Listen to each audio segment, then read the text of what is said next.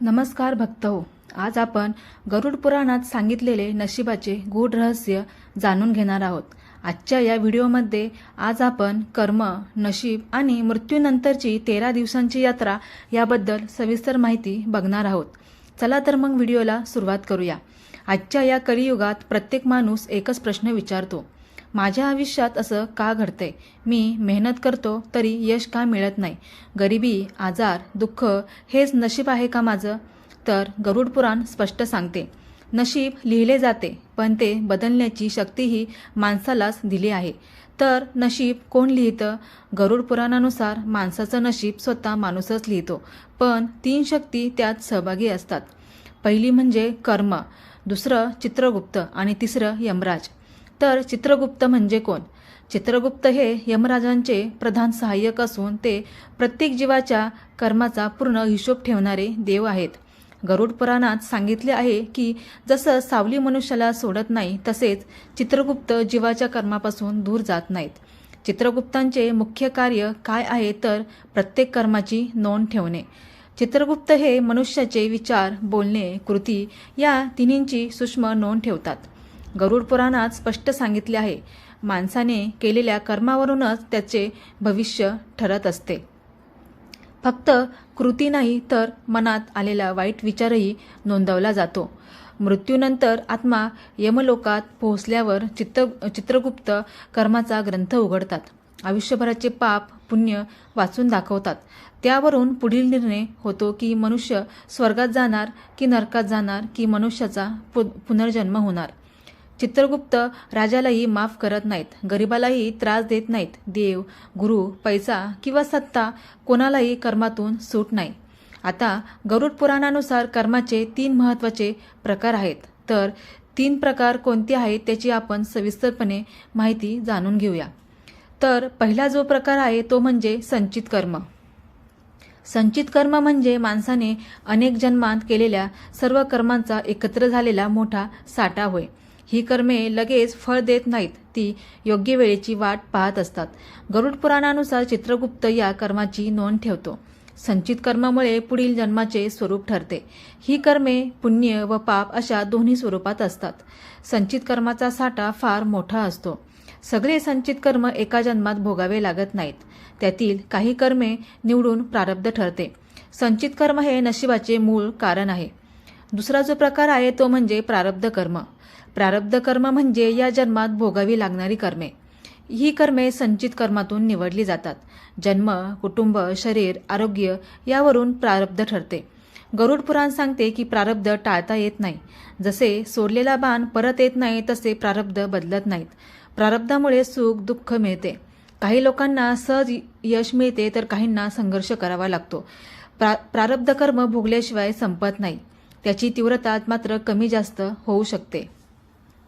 तिसरा जो प्रकार आहे तो म्हणजे क्रियमान कर्म. क्रियमान कर्म म्हणजे सध्याच्या जन्मात आपण करत असलेली कर्मे. विचार, शब्द आणि कृती हे सगळे क्रियमान कर्मात येतात. ही कर्मे आपल्या हातात असतात. चांगले कर्म केल्यास पुण्य मिळते, वाईट कर्म केल्यास पाप वाढते. क्रियमान कर्मामुळे भविष्याचे नशीब बदलू शकते. यामुळे संचित कर्म कमी किंवा वाढू शकते.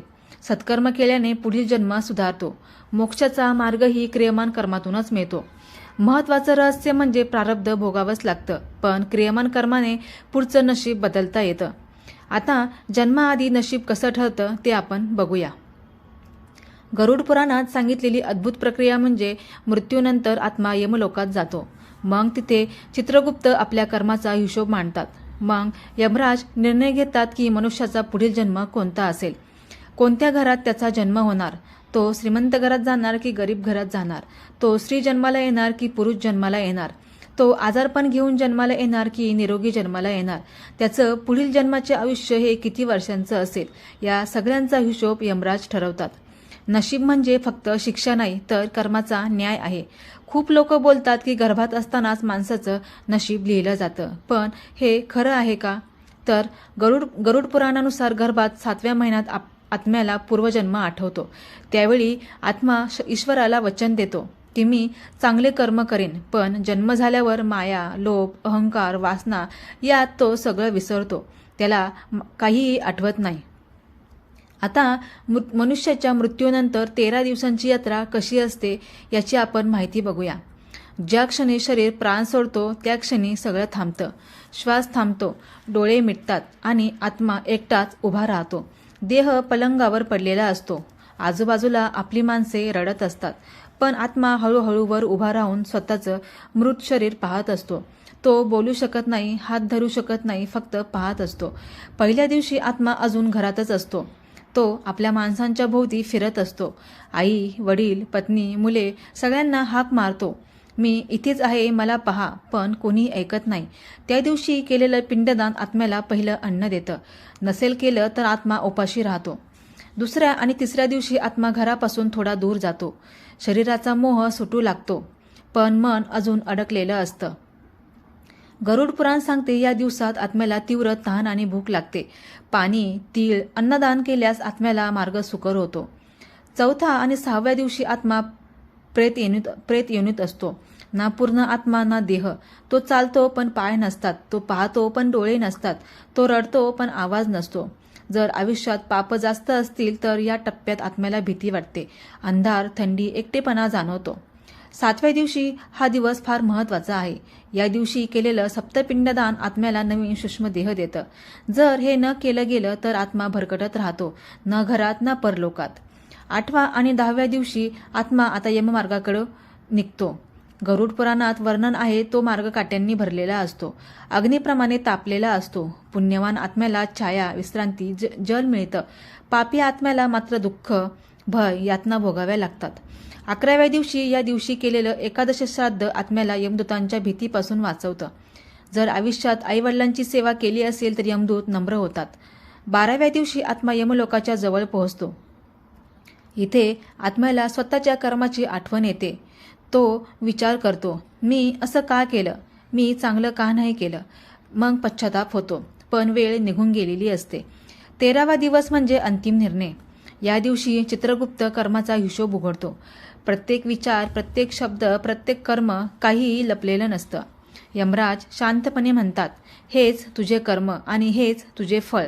तेव्हाच ठरतो मनुष्याचा पुढचा जन्म कसा आणि कुठे होणार. अंतिम सत्य हेच आहे की मृत्यूनंतर कोणीही सोबत येत नाही. ना पैसा, ना नाती, फक्त कर्म येतं. म्हणूनच गरुड पुराण सांगते की जिवंत असताना चांगली कर्म करा, कारण मृत्यूनंतर फक्त त्याचाच आधार असतो. चला तर मग व्हिडिओ कसा वाटला कमेंटमध्ये नक्की सांगा आणि व्हिडिओ आवडल्यास लाईक करा आणि शेअर करा आणि सबस्क्राईब करायला विसरू नका. सर्वांना श्री स्वामी समर्थ.